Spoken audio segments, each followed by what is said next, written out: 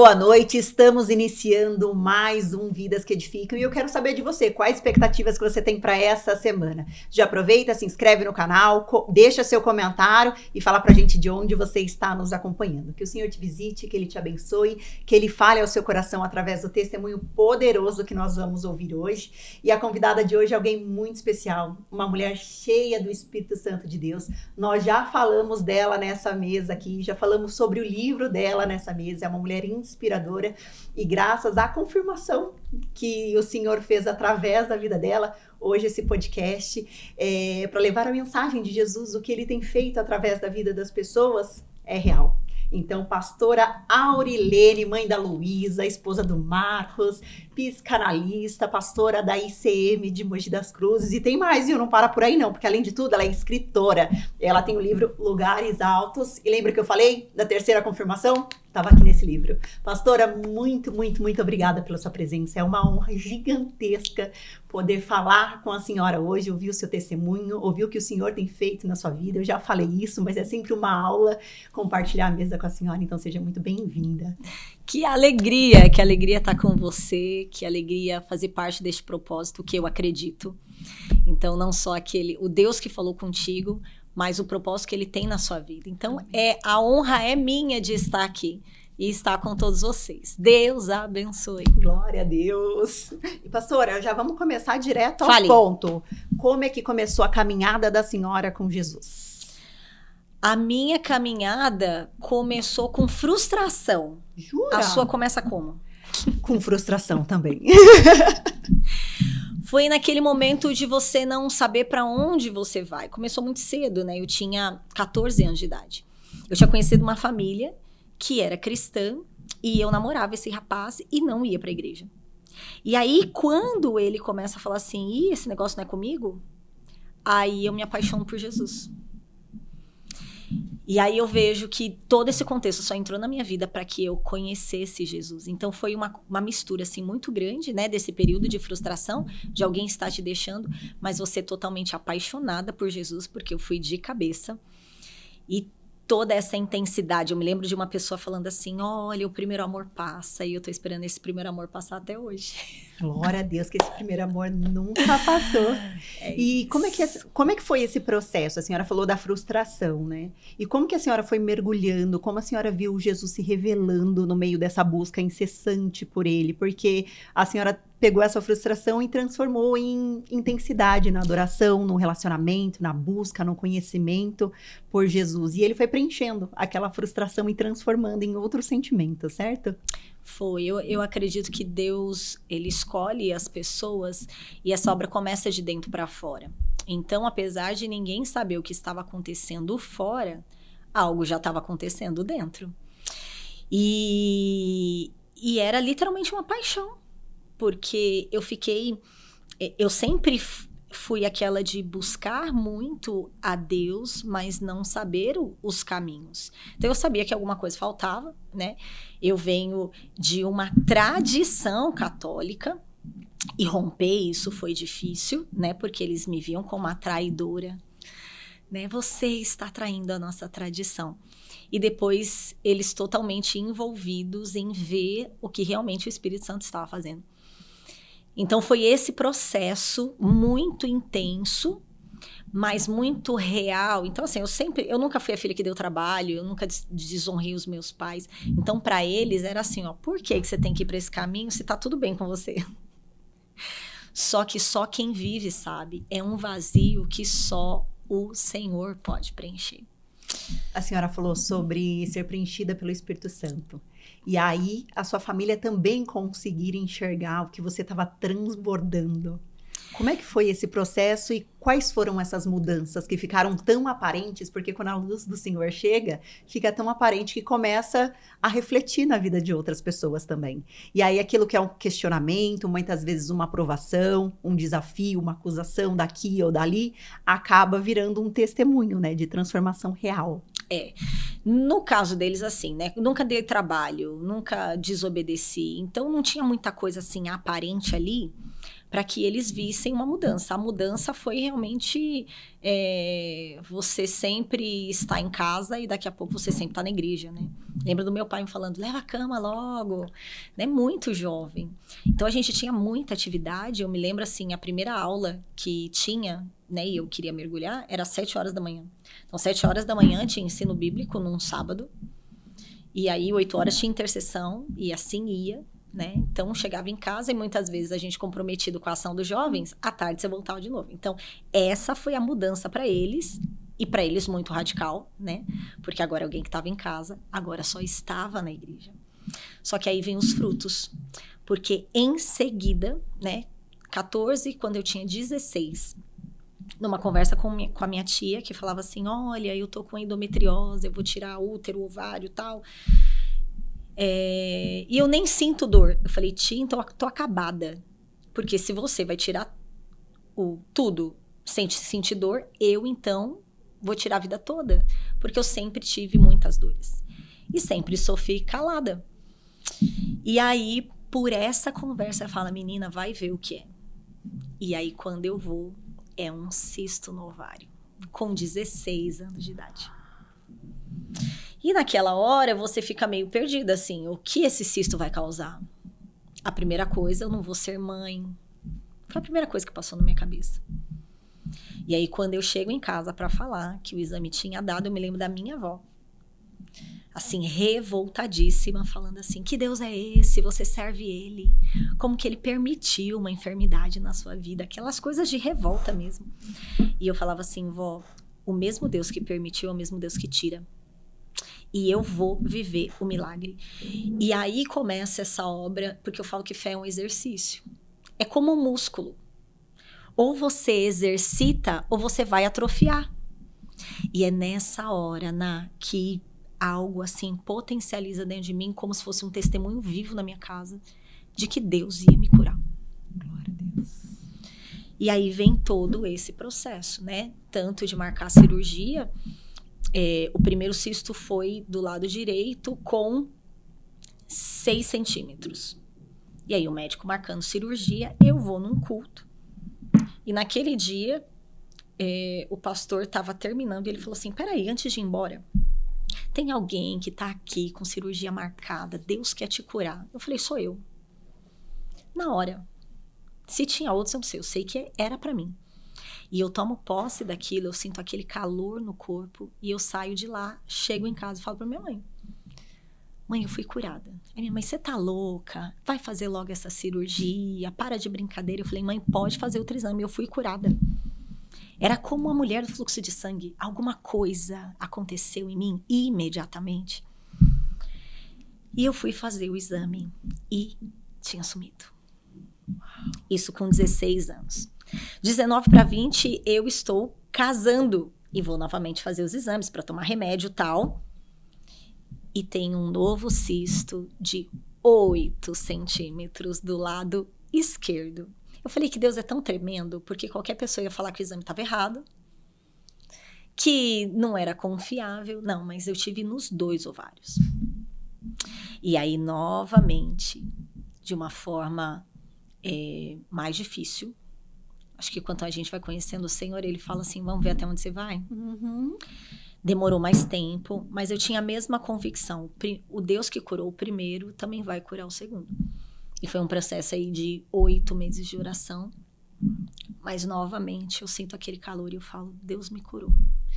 E vou no mesmo médico, vou no lugar que ele falou que era para eu fazer o exame, porque ele não acreditava naquele que eu tinha feito. Então, eu fiz tudo que ele pediu. E novamente eu trago o exame e ele faz uma brincadeira comigo. Ele fala assim, eu vou te mandar pro Guinness. A mulher que mais teve cisto e foi curada. Glória a Deus! A gente tem amizade com ele até hoje. Uau! Mas foi um choque para ele. Ele falou, eu não consigo te explicar o quê. Mas não tem nada.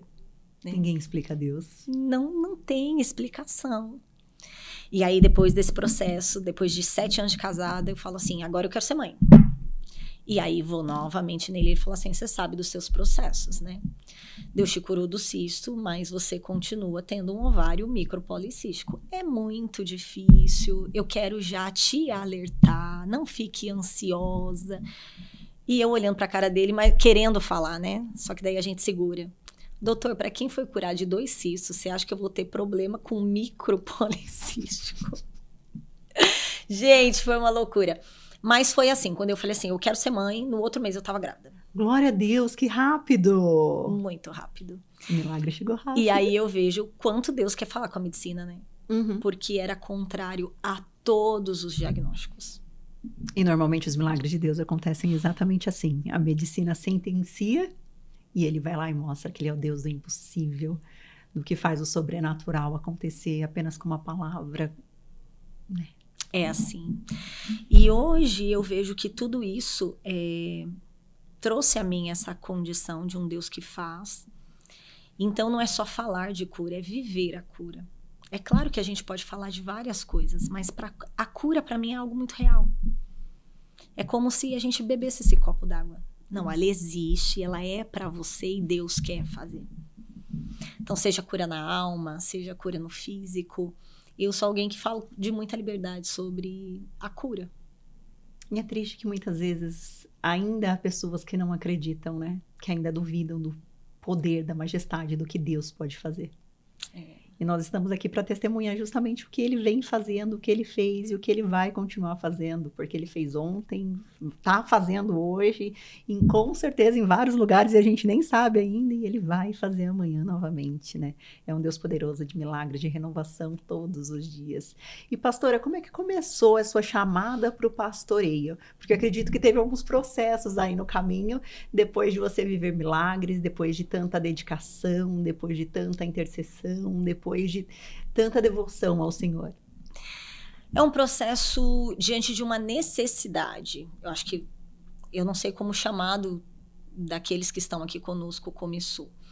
O meu sempre foi baseado em uma necessidade. A dor de uma necessidade sempre me chamou a atenção. Eu nunca quis ser pastora, eu nunca pedi para ser pastora. Eu fico feliz com aqueles que falam, olha, Deus me revelou, falou comigo, eu vou buscar.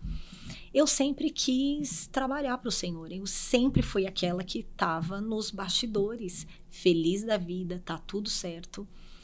E eu me lembro que nessa época que eu me converti, eu fazia parte de uma igreja. A gente nem vai saber o que é hoje, né? Mas essa igreja tinha aquele chão vermelho. E o banheiro era com aquele chão. E toda vez que eu chegava naquele banheiro estava muito sujo. Assim que eu me converto, eu pego essa responsabilidade para mim, sem ninguém pedir. Para mim, era uma honra ver aquele banheiro limpo. Então, eu cheguei para o pastor e falei assim, pode deixar aqui, toda semana o banheiro é meu. E aí, eu ia lá, comprava cera vermelha, deixava encerado. E algumas pessoas viam eu fazendo aquilo, e é exatamente por isso que elas falavam, o primeiro amor passa. E ela chegava e falava assim, uau, que banheiro cheiroso, que banheiro bonito. E eu sempre vi que se a gente chegar numa igreja e tiver um banheiro organizado, limpo, a pessoa vai falar, se o banheiro tá assim, o resto tá melhor ainda, né? Mas foi um processo natural. E aí nessa caminhada, tudo que eu fazia era nos bastidores. Eu não queria, nunca quis holofote. E aí, diante das necessidades, tem necessidade de fazer visita. Sou eu. Tem necessidade de ir no hospital. Sou eu. Tem necessidade de visitar a mãe que acabou de ter um filho preso. Chorar com os que choram. Então, Deus foi desenvolvendo muito isso, né? Chorar com quem estava no hospital, chorar quem estava em casa. E aí, mesmo não sendo pastora, as pessoas começaram a falar assim, bom, eu tenho uma conselheira. Tem alguém que eu posso me apoiar. E foi indo até um dia, né? Para quem não sabe, eu sou pastora da Cristã Mundial. E eu sempre fui auxiliar do Bispo Júlio. E aí o Bispo Júlio chega e fala assim, eu vou para São Paulo. E eu preciso que você fique aqui. Nessa hora eu falei, escolhe outro. Busca outra pessoa, pelo amor de Deus. Porque eu sabia o peso da responsabilidade. Aquilo para mim era desafiador. E eu não era pastora. Então hoje eu vou muito nessa linha, né? Você não precisa ser para fazer, né? Ou melhor, ter, né? Você não precisa ter um título, você não precisa ter um rótulo. Você só precisa ser o que Deus quer. Então não era porque não era que eu não fazia as coisas pastorais. E quando veio essa unção pastoral, só foi uma confirmação do que já era. Então, se eu pudesse, continuava sem título. E às vezes eu vejo tantas pessoas preocupadas com isso. E não é o que faz a caminhada. Exatamente. Tem muita gente preocupada hoje em dia dentro das próprias igrejas, né? Que estão servindo a Jesus, estão muito mais preocupados com os cargos, com os títulos, ou então, às vezes, ativos demais dentro da igreja, espelhando pouco a imagem do Senhor, né? Às vezes é preciso perguntar, você está fazendo o que o Senhor te pediu para fazer? Ou você está fazendo o que o seu braço pede para você fazer? Você está fazendo para agradar a Deus? Ou você está fazendo para agradar o pastor? Ou outro líder que é mais próximo do pastor? A gente vê muitas coisas nesse sentido acontecendo, infelizmente, dentro da própria igreja, né? Porque não é um lugar de santos. A gente busca a santidade todos os dias, mas também erramos, também pecamos, porque ninguém é perfeito. Perfeito só Ele. Mas acho que essa linha é qual é a nossa motivação, né? Isso é um diagnóstico que a gente tem que fazer todo dia. Todos os dias. Qual é a minha motivação para estar aqui? Qual é a minha motivação para estar no trabalho? Qual é a nossa motivação? E que o nosso coração seja guardado, né? Sempre. Então, a minha motivação era transformar vidas. Eu sou apaixonada desde o momento que ele transformou a minha, em transformar vidas, em ver a alma da pessoa, sabe, curada, feliz. Então, eu sou alguém que trabalha muito com identidade, né? Seja você que tudo vai dar certo. Glória a Deus. E já deve ter visto muitas identidades aí sendo restauradas no Senhor ao longo dessa caminhada. Muitas, muitas. Aquelas que confessam, aquelas que não confessam, né? E eu vejo que hoje em dia, o que a gente mais enfrenta, apesar de estar num mundo onde parece que as pessoas têm buscado o reconhecimento, mais do que isso, nós temos encontrado pessoas com medo. O medo tem cercado as pessoas, isso tem doído a minha vida, porque a gente vai ver em toda a palavra que o medo é contrário à fé. Então, se o medo é contrário à fé, alguém que quer agir por fé e não vencer o medo, ela nunca vai superar, ela nunca vai avançar. Então, hoje eu vejo que o nosso maior trabalho, primeiro, é vencer o medo. Mas você pode ver que Jesus fez isso o tempo todo. Não tenham medo. Sou eu. Não tenho medo. Então, eu vejo que faz parte da natureza caída mesmo e que a gente precisa se reposicionar e viver por fé. E na passagem que Pedro anda sobre as águas, fala muito sobre essa questão do medo, né? Enquanto ele está olhando para Jesus, com os olhos em Jesus, ele anda sobre as águas e vive algo sobrenatural. Mas quando ele olha para a tempestade, quando ele olha para o vento, ele começa a afundar, porque aí ele se distraiu. Ele deixou que o medo entrasse dentro do coração dele e deixou de olhar para Jesus. Então, que nós possamos todos os dias continuar com os olhos em fé, olhando para aquele que é o nosso Salvador, aquele que nos direciona, aquele que nos guia, aquele que nos sustenta e que nos faz andar sobre as águas. E isso acontece até hoje, né? A gente vê pessoas que têm fé para dar o primeiro passo, fé para sair do barco, mas não tem fé para vencer as emoções. Uou, poderosíssimo isso, hein? Pega essa dica. Foi exatamente o que Pedro viveu. Se és tu, manda ir contigo. Ok, ele teve coragem de sair do barco. Gente, eu não sei se dá para imaginar o que cerca a nossa vida. Ok, eu tenho fé para sair desse barco e andar sobre as águas. Mas nessa caminhada eu não tenho fé para vencer as minhas emoções. Será que eu vou chegar lá mesmo? Será que essa promessa vai se cumprir? Será que eu é ainda uma coisa tô longe da minha cabeça? dele. E tava tão perto, né? Porque ele pega pela mão. Exatamente. E como vencer tudo isso, pastora? Como mergulhar ainda mais no Senhor e romper em fé mesmo? Confiando. É confiar em Deus acima de todas as coisas. A palavra mesmo já diz, né? Eu não vivo pelo que vejo, eu não vivo pelo que sinto, eu vivo pelo que eu creio. Então, é isso. Creio. Nesse processo do pastoreio, pastora, a gente vê muitos homens pastores E, infelizmente, ainda poucas pastoras, né? A senhora sofreu algum tipo de resistência, algum tipo de preconceito no início? Ou foi acolhida de cara? Como é que foi esse processo de aceitação nessa transformação? Porque a senhora é uma mulher inspiradora, admirável, com uma unção linda. O Senhor te usa muito Amém. Por onde a senhora passa, né? Mas as pessoas conseguiram enxergar isso logo de cara ou rolou um ciúminho também? Se no dela eu já acredito que não aconteceu, imagina no meu, né? Foi fácil te aceitarem? Não, nunca é, né? A gente vai rompendo as barreiras e é incrível ganhando os nossos espaços. É incrível, porque a gente a cada dia vê mais, né, mulheres ocupando um cargo, né, e vivendo essa chamada, mas não é fácil, porque não é uma coisa natural, né? Se a gente for olhar toda a história, sempre vai ter uma diante da multidão que se destaca. Então, no nosso meio, eu acho que a gente tem que ter muita tranquilidade disso, né? Também vai ser, diante de uma multidão, uma que se destaca. A gente vai ver em toda a Bíblia. Então, fácil não foi, né? Eu falo que quando as pessoas começam a ver o resultado, elas param de questionar mais, né? Mas no começo, meu Deus, e eu falava para Deus, né?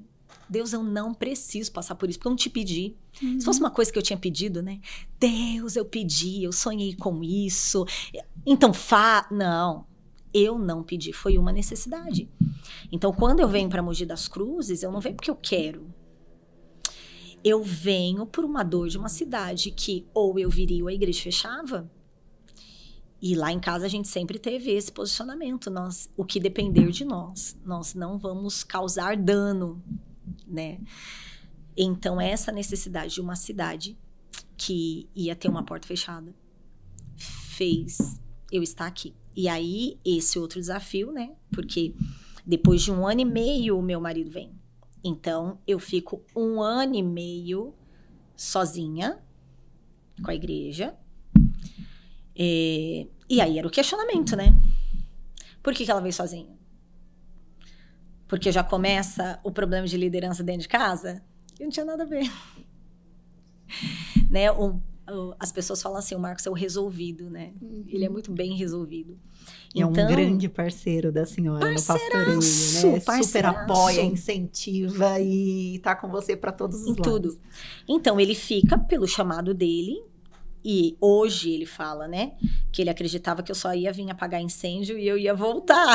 Então ele falava, para que eu preciso ir? Mas foi 1 ano e meio. Quando ele viu que realmente eu não voltaria e que Deus estava fazendo uma obra, aí ele falou, agora eu vou me lançar. Então ele também sempre foi muito convicto, assim, ó, eu sei daquilo que ela tem com Deus e o que Deus tem com ela. Isso sempre foi muito claro em casa. E aí ele se vê mesmo nessa plataforma, né? E aí, quando ele vem, outra realidade, claro, né? Porque acho que se existia algum questionamento do que era, agora podiam ver, né? Mas eu não fico triste com as pessoas, porque eu vejo como algo natural. Eu vejo o que a gente precisa passar, ensinar e ser, né? Para estar construindo o que tem. Então, eu sou muito feliz e grata por cada processo, né? Por cada moinha de Deus, cada vez que a gente é amassada, né? Nesse pastoreio, eu sempre fui muito ligada à adoração. Aí você imagina você vir para uma igreja que não tinha nada de louvor. E aí você falava, meu Deus, eu tenho um marido que organiza isso aqui tão fácil. E eu sofrendo para organizar esse povo. Quando ele vem é outra realidade e até hoje, né? Ele é muito ligado a essa questão da arte, da música. E aí é onde complementa, né? E aí eu fico feliz. Pastora, e quais são as suas referências bíblicas? Assim, existem mulheres na Bíblia que te chamam a atenção, que te inspiram? Gente, vocês vão rir. Conta.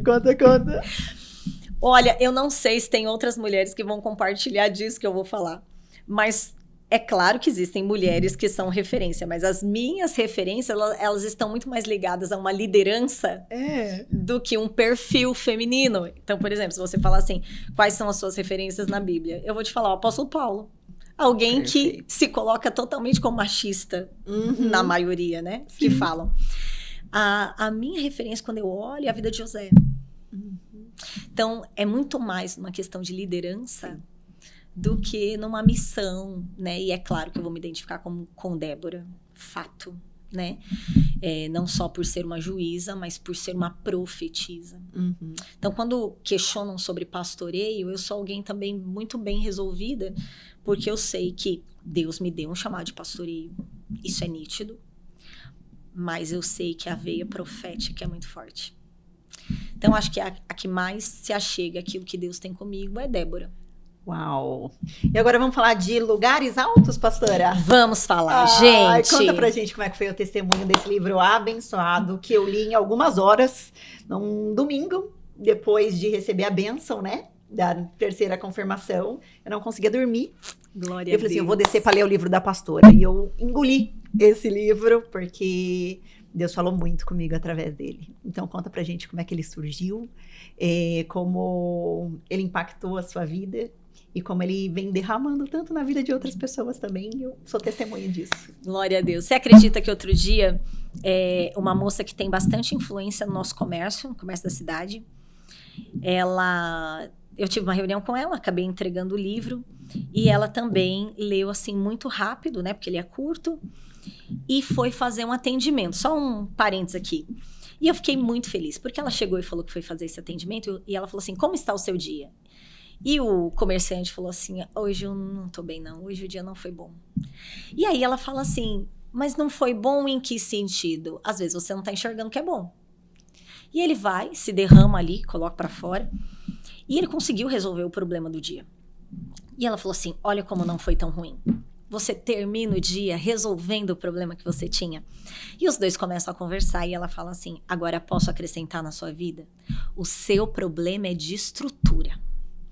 Quanto maior for a sua estrutura, mais alto você vai. E aí ele, meu Deus, eu precisava dessa palavra. E ela me contando, porque uma das partes do livro é exatamente isso que fala, né? Quanto maior estrutura você tiver, mais alto você vai estar. Então, só um parênteses, se falou contigo, né? Tem falado com outros, e isso tem me deixado feliz. Eu acredito que todo mundo que escreve um livro é colocar para fora aquilo que já está dentro. E falar de lugares altos não é alto numa posição. Esse livro foi feito para falar sobre os lugares altos que a gente encontra em Deus. Então, quando Jesus leva os seus discípulos para o monte da transfiguração, quando o Senhor leva Moisés, né, a viver a experiência da sarça. Então, são esses lugares altos que o livro trata. Mas esse livro surgiu porque a gente tem uma menina, né, uma moça na fé, que é nossa filha, e ela faz parte da aviação e ela resolveu me levar para alguns lugares, né?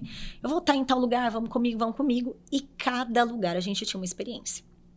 Dentro de tudo isso, a gente começou a ver muita gente desviada na aviação. Sem fé, desacreditada de um sistema. E a dor nos fez escrever esse livro. A dor de ver pessoas que poderiam estar vivendo um nível de fé absurdo e que abandonaram isso. Então, a gente escreveu o livro falando, nós vamos alcançar a aviação e os demais. Então, o primeiro propósito era, nós vamos alcançar a aviação. Eu falei que eu vou ser a pastora da aviação. Glória a Deus, amém. Pode orar por isso.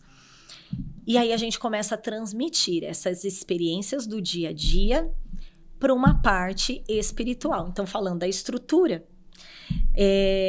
eu estava com ela numa celebração e ela pegou aqui pertinho da gente, tem um clube de aviação, esqueci o nome agora, gente. E ali tem alguns aviões de treino. E eles parecem papel quando você chega neles. De tão frágil, o material, você vê que é bem frágil. E ela faz o que ela vai fazer e fala assim, eu aluguei 1 hora pra gente voar. Eu falei, querida, pode ir na bênção, eu vou ficar aqui, eu filmo. Eu não sou das alturas. E ela fala, não, nós vamos porque eu já falei que eram as 3 pessoas. A gente sobe no avião e eu não sou da aventura mesmo. Quebrei a aventura dela, gente. Porque nós subimos e aí o piloto, ele chega e fala assim, ó, positivo ou negativo? E o que você acha que eu respondi, Nath? Negativa. Positivo ou negativo? A primeira coisa que vem na nossa cabeça, né? Positivo. Positivo. E aí, gente, ele tá com aquele avião assim, ó, nivelado, e faz assim, ó. Uau! Porque é a prática dele. E aí, imediatamente, né? Se o positivo não funcionou, o que eu vou falar? Negativo. E ele faz o contrário. E eu já passando mal, gente. E aí eu, neutro. Tem essa opção. E aí ele vai no neutro até o final, que não teve graça nenhuma, né? Mas ele viu que realmente eu não estava bem. E nessa hora a gente começa a conversar. E eu perguntei pra ele quanto tempo de piloto ele tinha. É claro que ele brincou, né? Ele falou 3 semanas. Que medo. E aí ele fala assim, pode ficar tranquila que dessa atmosfera aqui a gente não passa. Porque esse avião não tem uma estrutura que um Boeing tem. Então, esse avião não consegue subir como um Boeing sobe. E naquela hora veio, né? Toda a inspiração de Deus falando assim, você entende que vocês podem estar no mesmo lugar, fazendo as mesmas coisas, e vocês vão ter pessoas que vão subir mais alto e outras não. Porque vai depender da estrutura física, emocional, espiritual. Então, por que a gente vai ter sempre pessoas, né? Quantas mulheres estão no pastoreio e não aguentariam enfrentar os embates que eu enfrentei e enfrento até hoje? Estrutura. E como a gente encontra essa estrutura? De joelho. Não tem jeito. Então, muitas vezes, onde o medo vinha e vem, onde os embates vêm, é de joelho até o Senhor vir e visitar mesmo daquele jeito que a gente conhece. E aí eu saio da presença. Mas isso é diário. Enquanto eu não vejo a minha alma equilibrada, eu tô lá na presença de Deus. Uau! E como que as pessoas fazem para conhecer o livro Lugares Altos, adquirirem o livro deles e mergulharem em tudo isso que a senhora escreveu? Só entrar na bio do Instagram. Então, aqueles que não me seguem, por favor, me ajudem agora a espalhar a palavra. Isso aí. @aurilene.ama, A-M-A. E aí você entra lá, vai estar na bio. E aí a gente envia para todos os lugares, todas as pessoas. Perfeito. E falando ainda em voos altos, a senhora acabou de voltar de uma viagem poderosa, que o senhor deve ter falado tanto ao seu coração. A senhora esteve no Egito, em Israel, como é que foi essa experiência? O que queimou muito no seu coração nesse tempo de viagem, de imersão, de mergulhar realmente no Evangelho e caminhar onde Jesus caminhou? Algumas coisas assim que eu posso compartilhar com vocês. 2 realidades muito diferentes, Egito e Israel. Então, e aí vem aquele peso, o que fazer para que o Senhor alcance essas vidas? Por que eu falo que são 2 realidades diferentes? Porque, Natasha, enquanto no Egito a gente tem 95% dos muçulmanos, quando eu olho isso, eu falo, só o Senhor para entrar num país desse. A gente está falando de 5% de cristãos de diversas religiões que se dizem cristãos. Então, a gente vai ver uma fé muito estabelecida, fincada, como se não tivesse outra opção. A gente está num país com tanta diversidade que a gente não tem os problemas que tem lá. É um outro universo. E aí a gente atravessa, né, a calçada, literalmente isso, atravessando a calçada, você vê um domínio de judeu, sendo muito mais compreensivo com as outras religiões, mas também carentes de uma obra completa, né? Então de muita religiosidade, né, muito preso em algumas coisas. E aí a gente vê por que a palavra é clara, que foi para a liberdade que Cristo nos libertou. Quando você vai nesses 2 países, você começa a ter essa visão. Como que a liberdade só vem através de Cristo? Porque apesar deles professarem a fé, é uma coisa aprisionada. Mas foi maravilhosa, assim, foi inspiradora, foi desafiadora. Mas eu falo que todo cristão tinha que ter essa experiência. Todo cristão. Eu já tinha ouvido falar que Israel você não vai, é Deus que chama. Então, é Deus que te leva. E isso é real, porque você vai ver gente que tem condição, gente que não tem condição, mas estão lá. Porque Deus tinha um propósito. Deus queria entregar algo. Então, subi o Monte Sinai, foi uma experiência de saber que aquele povo só viveu no deserto porque a presença de Deus estava lá. Porque eu, em um dia, se ele não tivesse, eu já tinha morrido lá mesmo. De tão difícil que é. De tão desafiador que é subir o Monte Sinai. E se eu admirava Moisés, hoje eu admiro muito mais. De saber que ele subiu e desceu mais de uma vez. Para encontrar o Senhor e trazer o que o Senhor tinha. Mas passar pelo deserto é desafiador. Passar por todo o caminho do Negueb foi inspirador, a gente falava sobre isso. A gente ouve tanto, né, sobre o Salmo 126, mas quando a gente está ali vivendo o Salmo 126, a gente vê quão grande é o Senhor, né? Então, aqueles que semeiam com lágrimas, com alegria, voltarão com seus braços aí cheios da colheita. Então, o Negueb foi muito, muito inspirador. E a Via Dolorosa, porque são, meio quilômetro. Se a gente for falar assim, poxa vida, meio quilômetro. Mas de você pensar meio quilômetro com uma cruz pesada, já com todo o flagelo, viram 3 quilômetros. Então, é um espaço que você vê que não é perto, não foi fácil. Então, se eu tinha, né, já o privilégio de falar, ele levou sobre si as nossas dores, hoje isso para mim é muito mais real daquilo que Cristo fez por nós. Que amor é esse, né? Que amor é esse? Pastora, nós estamos encaminhando para o fim, passou muito rápido, gente, eu ficaria por horas aqui te ouvindo. Mas qual que é a palavra que você deixa agora no final para quem está nos assistindo? Gente, eu acabei, né, hoje, eu acabei de sair de um velório. E a palavra que eu deixo é a palavra de Romanos. Abre aí. Abre aí onde você está. Romanos, capítulo 14, 8. Olha só. A palavra vai dizer assim, né? Porque se vivemos, para o Senhor vivemos. Tem gente viva? Então tem uma razão. Se vivemos, para o Senhor vivemos. Aí ele vai continuar dizendo assim, ó.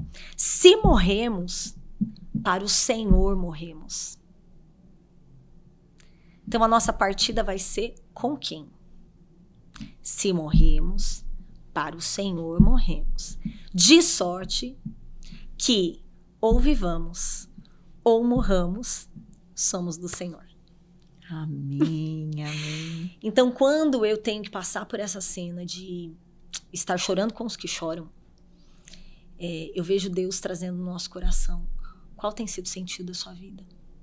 Como nós temos enxergado essa vida, amados, de verdade. Qual é o sentido da vida para nós? Porque nós temos que ser como o apóstolo Paulo. Viver é Cristo. Morrer é lucro. Uau, é isso aí. E pastora, muito obrigada pela sua participação. Que o Senhor continue abençoando a sua vida, a sua casa e a sua família. Que Ele continue te usando poderosamente, onde seus pés forem plantados, onde suas mãos tocarem. A senhora é luz do Espírito Santo, canal de bênção por onde passas. Eu sou extremamente grata pelo privilégio de te conhecer e eu lamento pela oportunidade que eu tive de te conhecer muito antes, no passado, no casamento da minha tia, eu não ter tido uma conexão de imediato com a senhora ali já, porque eu acho que o Senhor já teria falado ao meu coração muito antes, mas o Senhor é um Senhor de tempo para todas as coisas e é um privilégio ter sido encontrada por Jesus e nessa caminhada ser conectada com a sua vida. A senhora é uma pessoa que me inspira muito, que eu tenho muita admiração, amém, muito respeito e que eu sei que o Senhor usa poderosamente onde a senhora está. Então, muito, muito, muito, muito obrigada por ser canal também de Deus na minha vida e que o Senhor continue te usando poderosamente para alcançar muitas outras vidas em nome dele. Amém. Eu também agradeço por essa aliança que Deus nos deu, por fazer parte dessa chamada na nossa cidade e que outras pessoas possam viver aquilo que o Senhor tem colocado para a gente viver, porque é maravilhoso cuidar de vidas. É maravilhoso. Falar dele, ouvir sobre ele, viver com ele. Amém. E nós estamos encerrando mais um Vidas que Edificam. Se essa mensagem tocou o seu coração, curta, se inscreva no canal, compartilhe com todos os seus amigos e familiares para que eles também sejam alcançados, transformados e libertos por Jesus. Pastora, a senhora nos dá a honra da oração final? Glória a Deus. Pai, te damos graças, Senhor, pelo privilégio da vida. Te damos graças, Senhor, por cada desafio que o Senhor tem colocado sobre nós e cada experiência. Porque eu sei, ó Pai, que tudo se completa, tudo nos faz avançar. E que cada vida, ó Pai, que está conectada conosco aqui, venha sentir a Tua presença, venha estar nos lugares altos. Venha, Senhor, mergulhar nessa dimensão espiritual. E venha viver a cura, a libertação e os Teus milagres dentro e fora. Meu Deus, que tanto o interior como o exterior seja visitado por este poder, ao ponto, ó Pai, da sua glória se manifestar em todas as coisas que realizarem.